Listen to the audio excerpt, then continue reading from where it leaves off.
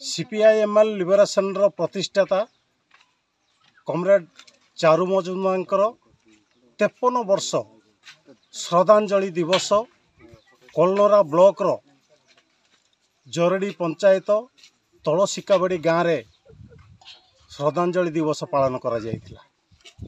मूलतः नक्सलबाड़ी आंदोलन रो मुख्य पुरोधा होची चारू मजुमदार।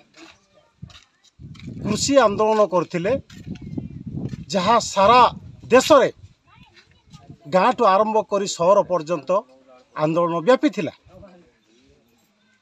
तार अभुला स्वप्न को साकार करिया पार होची आज आम संकल्प नहींचु एवं जमी जल जंगल रो जो अधिकार आदिवासी लोकों को जो सरकार न देकरी कंपनी हाथ में टेकी देवा पर जो षड्यंत्र करके आम विरोध करचु।